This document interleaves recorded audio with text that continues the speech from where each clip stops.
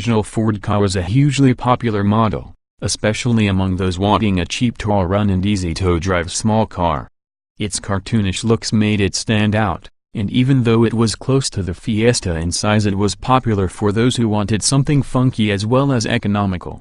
Its replacement is a little more conservative in terms of styling, but it builds on those strong foundations.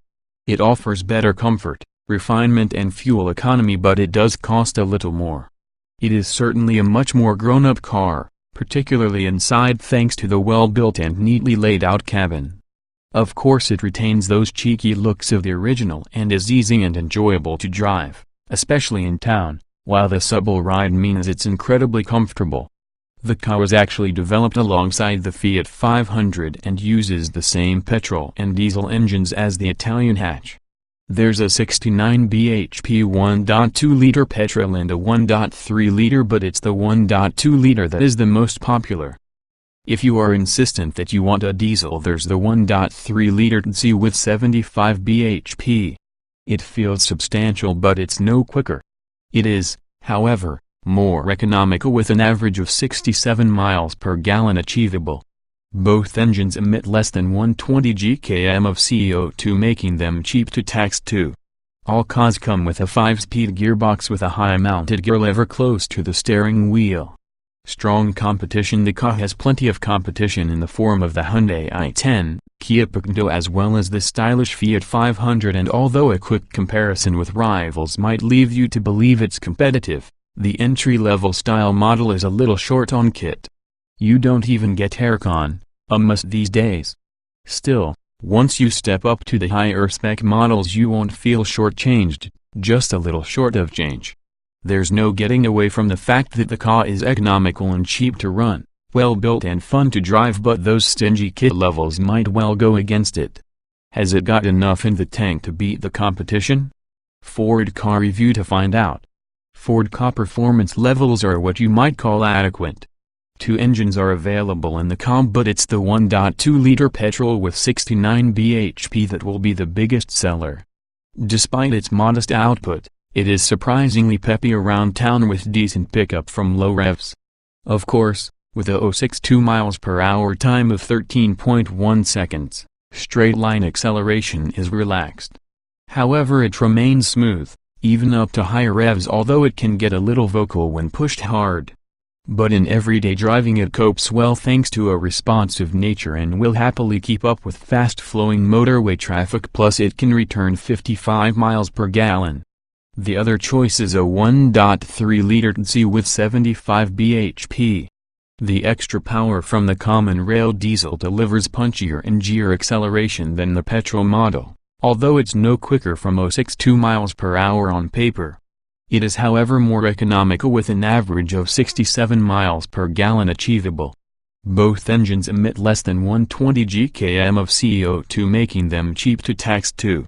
A slick 5-speed gearbox is the only transmission choice, with a high-mounted gear lever close to the steering wheel. As the Ford Ka was developed alongside the Fiat 500 and uses the same platform as its base, it is little surprise that the two are quite similar to drive. However, Ford has changed the suspension of the Ka and consequently there's less body roll and bends and a smoother ride too. The steering has also been revised and is more responsive and better weighted than in the Fiat, making the little Ford surprisingly enjoyable on a twisting road and great fun when nipping in and out of traffic. The steering is still light enough to make town driving easy, helped further by good all-round visibility. Despite its small size and weight, the Ka is also very stable on the motorway, even in windy conditions. Unlike the original Ka, there are no painted metals on show. Instead, the interior has the feel of a far more grown-up car. There's little surprise that there is much in common with the Fiat 500, of course, with the same column stalks and some familiar switches, but it has its own modern style with a neat central console layout and funky circular air vents. The 3-spoke steering wheel has a sporty feel and the neat back dials are easy to read, while there is a wide choice of interior colors and trims to brighten things up. The only letdown is the rather cheap-looking stereo. Ford Ka comfort levels are excellent, Its main strength is its superbly supple ride, which does an excellent job of dealing with uneven or rough road surfaces and makes for a very refined ride, especially on the motorway.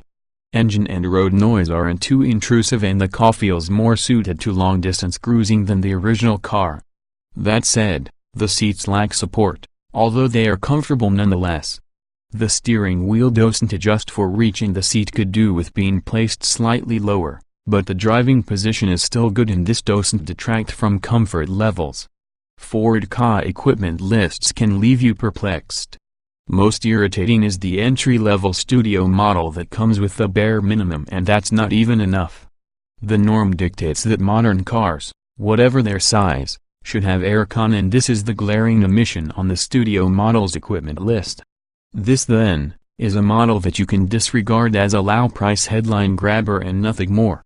The SportKA range: there are 4 trim levels in the SportKA range: the Studio, Edge, Zetec and Titanium. Studio comes with electric power steering, driver and front passenger airbags, body-colored bumpers, a CD stereo and an auxiliary input for iPods or MP3 players. Edge adds air conditioning, electric door mirrors, electric front windows, remote central locking and 5050 rear split seats, while you have to opt for the Style Plus to get air conditioning and a heated windscreen. The Zetec trim is the biggest seller and comes with 15-inch alloy wheels, front fog lights, upgraded instruments, leather steering wheel and a trip computer.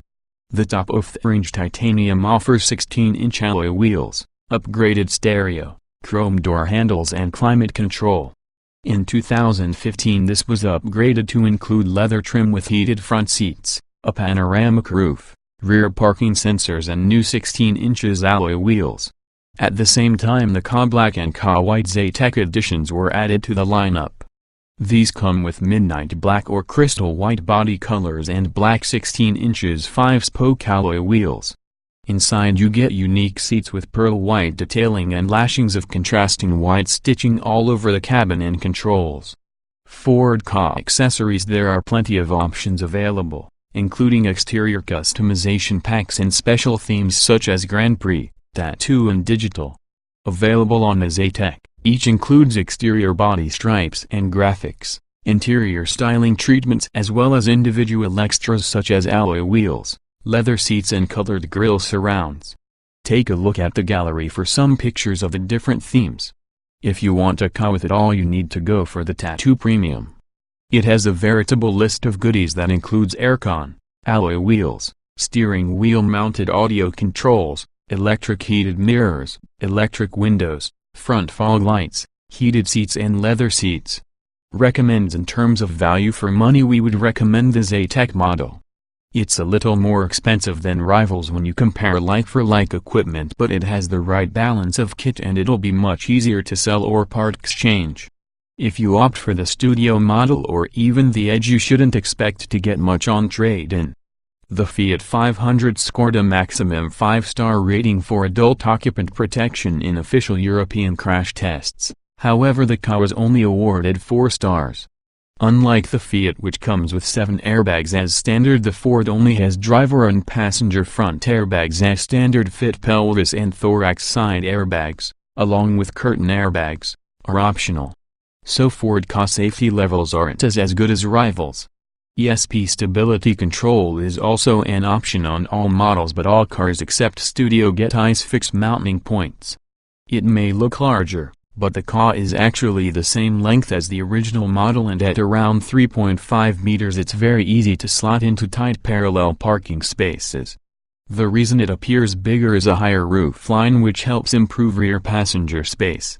Like the previous KA, legroom is still tight, but head space is far better and it feels less claustrophobic than many small 3-door cars.